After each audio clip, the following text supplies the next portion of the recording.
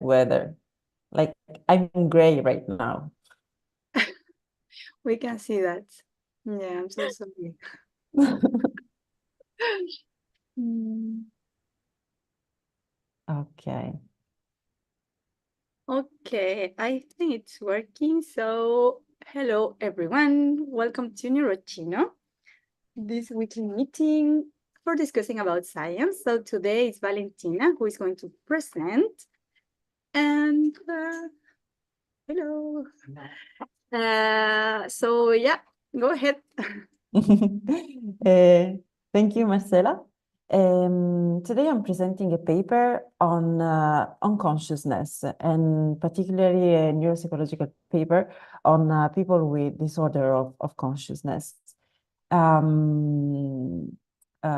have to thank my student, one of my students who presented the paper during the lecture, and really interested me because of the whole what's consciousness and how can we measure debate. And I think it's particularly interesting because this paper, as I said, like it's about the disorder of consciousness, and in particularly in patients in coma. So the author referred to consciousness as with a double meaning. It's arousal and it's awareness. Arousal is just responses to outside stimuli. Awareness is quite it's a little higher concept that entangles more higher order cognition. And so the goal was to study the level of consciousness as both arousal and awareness in patients in coma that fell in coma after traumatic brain injury. The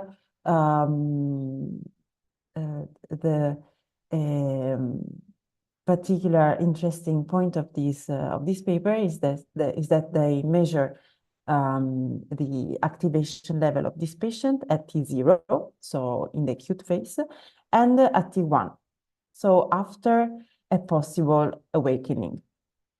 They use a scale, the Glasgow Outcome Scale Extended, to measure the consciousness or the activation of these patients.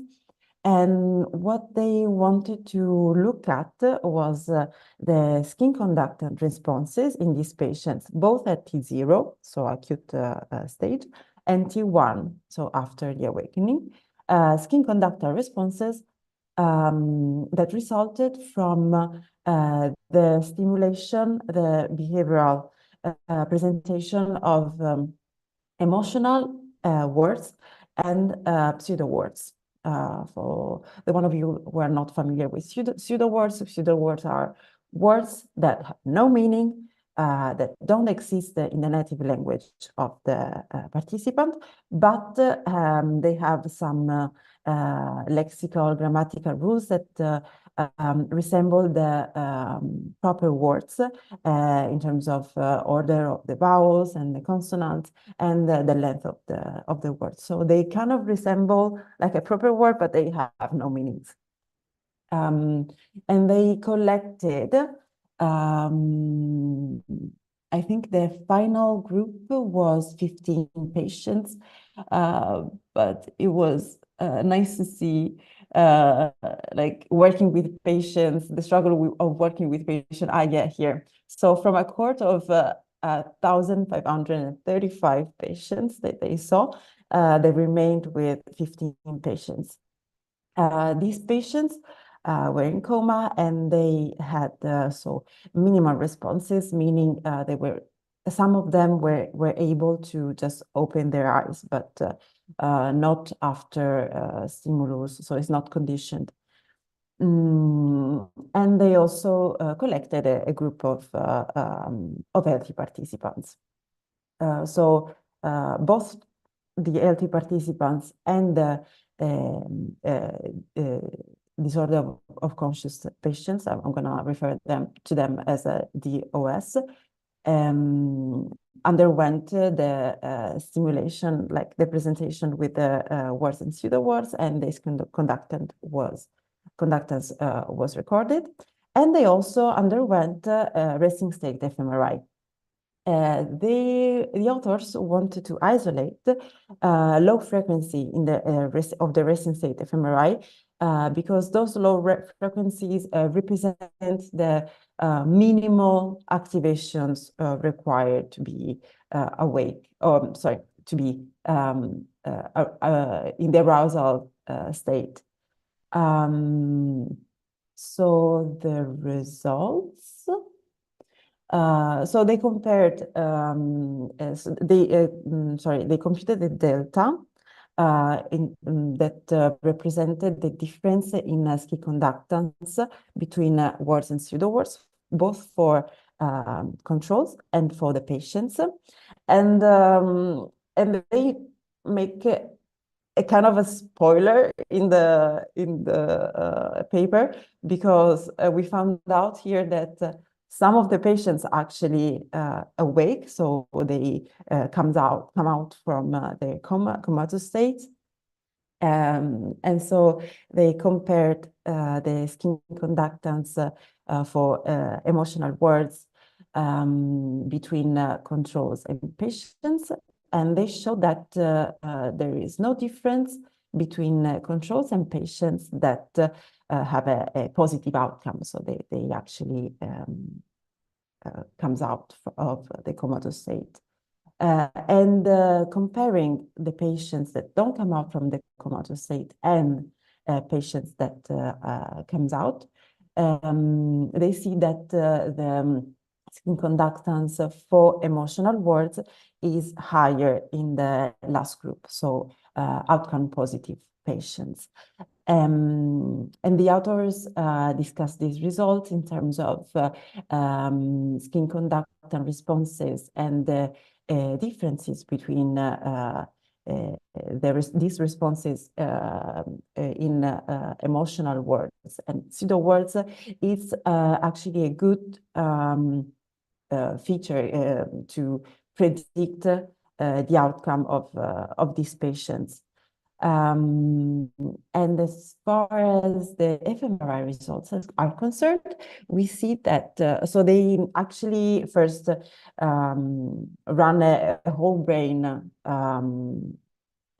analysis, and then they they compute the difference between controls and patients to see the low frequency regions that is different in between these two groups, and the results pinpoint to the posterior cingulate cortex, and then they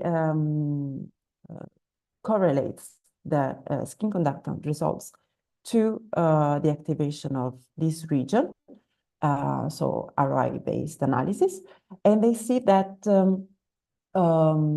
patients with higher activation in the posterior cingulate cortex also display a higher skin conductance response to the emotional words.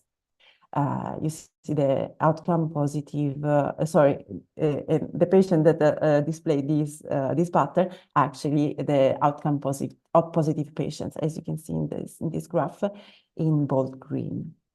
So according to the authors, these results show that, as I mentioned before, skin conductance and the paradigm of emotional words and pseudo-words can help to predict the outcome of this patient. And the results pinpointing to the posterior cingulate cortex is actually in line with other results that we've been having in the literature that say that the posterior cingulate cortex is particularly involved in consciousness and awareness for its role as hub of the default mode network, control network, and self-related processing thoughts and and representation. What I really liked of this paper was the end, because throughout all the papers, I was thinking that what does it mean that the skin conductance to the emotional words is important to predict the outcome of these patients? Does it mean that emotional processing actually plays a major role in consciousness and awareness? And these patients, even though they are in comatose state, they can process the meaning, the emotional meaning of the words. No, they also provide another explanation, mentioning the studies that looked at emotional versus pseudo-words skin conductance activations in healthy participants while asleep. So they could not process the emotional value of the words itself, but it was a salient network. So the salience of the stimulus itself was involved. So the salience network, rather than more complex, higher cognition, such as the emotional processing of the words. So what could be the signature of the outcome of the patients is also the activation, the normal activation of the salience network. So this was the study. I think it was really interesting, and I'm happy to take your questions. Thank you very much, Valentina. It's a very interesting paper. Maybe I can start with the question. It's just about the methods. For the index they use for the outcome. This index is a measure at 2 different points, or what does it mean that there is an index? Or no, so the 2 different point is to build 2 different groups of patients, the outcome negative and the outcome positive. I don't remember if they compare the skin conductance activation to emotional and pseudo-words at 2 different points. I think they don't mention it, but yeah, the main reason why they measure T0 and T1 is to disentangle the 2 groups of patients. Okay, thank you. And just a second question, it's very related. So the measure of the conductance and the one of the resting state, what are this exactly the same time? No, the resting state, the skin conductance, so the behavioral part and skin conductance was outside the scanner. In the scanner, they just lay down the patients in the scanner and scan the resting state. One of the limitations that they mention is that since this patient at the acute state is really difficult for the patient to keep the eye open, but also after the very acute stage, if the patient open their eyes, it's really difficult to disentangle whether they are paying attention to the environment or not. So they asked the healthy controls to lay down in the scanner with their eyes closed. And we all know that making staying in the scanner with the eyes closed, higher the risk of falling asleep. They try to control this while asking questions to the healthy participants, but it's still a risk they incurred in. Okay, thank you. So Hervé? Thanks, Valentina, for the paper. I was wondering if by curiosity, because I don't know much about disorder of consciousness, uh, about these patients. So you said it's due to injuries. So there is some maps of the anatomy of the injuries, but is there any kind of typical injuries that cause that? And looking at the figure, I was wondering if they compare these two maps just to show if there is only a difference between them. That is my first question. So I can So start. I can reply to the lesion maps Yeah. because on the pattern of lesions typically occurring in these kind of patients, I'm not sure. I've never dealt with this kind of patients. I guess lesions to the brainstem, but seeing from the maps, lesion maps that they provide, also temporal, higher and higher, like parietal, and yeah, and occipital cerebellar lesions.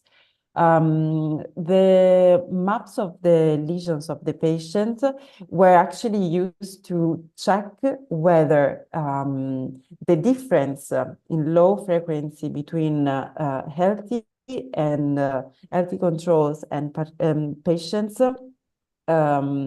reflect the lesions of the patient. So a lesion in the PCC then impairs its activation. We have low frequency and it's different than the controls. This is not the case. So the lesions of the patients did not involve the PCC. Okay. Okay, and the second question I had was about the acute phase. Maybe I didn't follow properly your talk, but I was wondering what is this acute phase? Is it the I was wondering the Soon daily after the injury, the soon day, after the patients go into coma. okay, the day after they had the No, I don't have in terms of days. okay. There is not this information. Maybe some supplementary materials that I missed. But I guess if As it soon as works possible. exactly. If it works as the stroke, like hours, they maximum, I guess. Okay. Thank you. Thank you. Thank you. There is maybe other questions for Valentina? Anyone?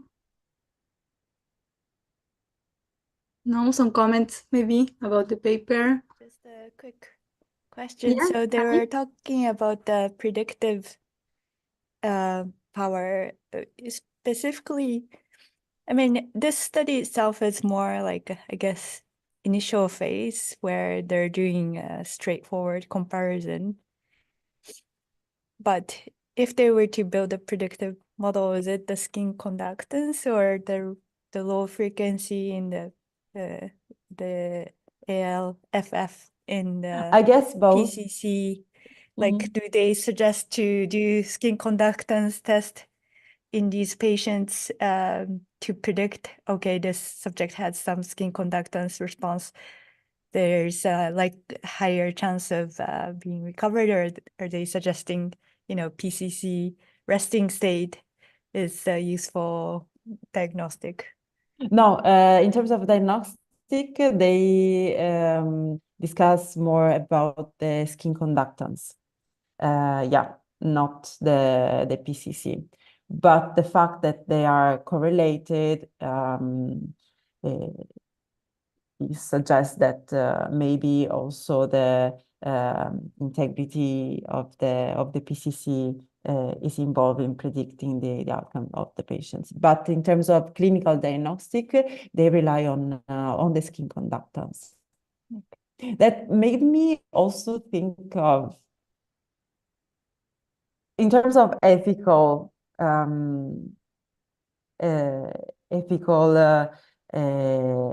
questions.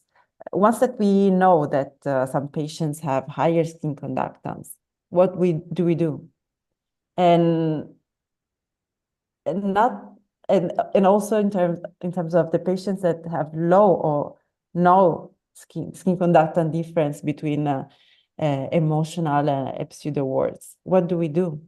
Because, for instance, we have here. Ethically speaking, I wouldn't think you shouldn't decide against continuing treatment. But then I guess in clinical practice, if the family wants to know what's the prognostic, I guess it could be used as one information where the doctors can communicate what they think of, if someone had these responses, maybe it gives them more hope. I don't know. With because I was watching this graph, right? And you see, I don't know if it's visible here, this patient here, it's outcome negative. Yeah. But at first, it shows high skin conductance.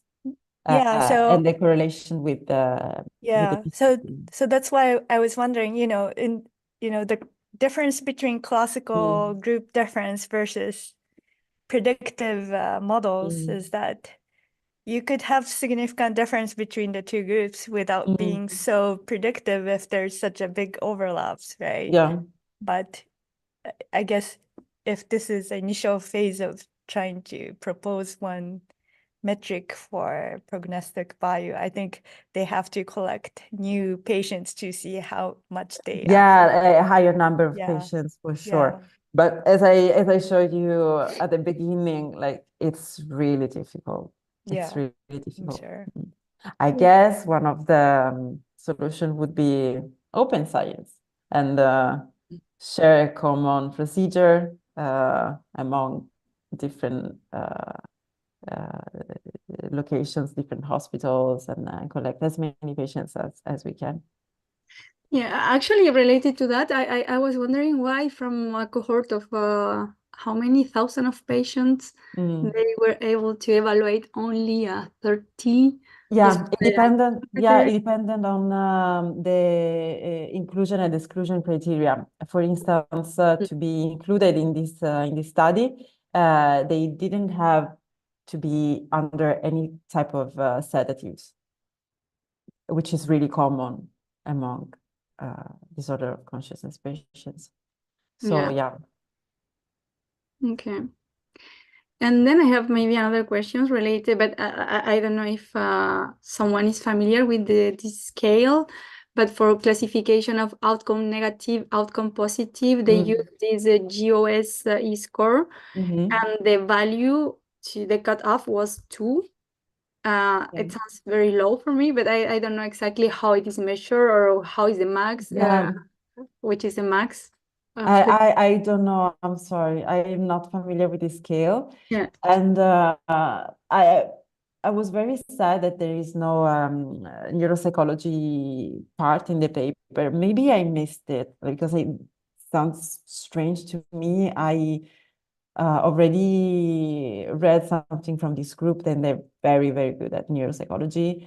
So maybe I'm missing some kind of supplementary materials. But yeah, I don't know the range of the scale, sorry. Yeah, no worry. Yeah, I just curiosity because the 2 points sounds very low, but I guess because all of them are in the exactly. No reaction. They have no reaction. Okay. Okay, great.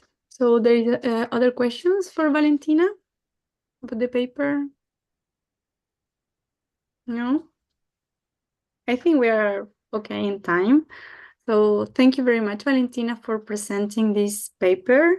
So remember, anyone is welcome to present in Neuroccino. We have a slot available for the 10th of June if someone wants to present. And I think that's all. If there is no more questions, thank you for participating today in Neuroccino. And I wish you a very exciting week in science and see you next week. Bye-bye.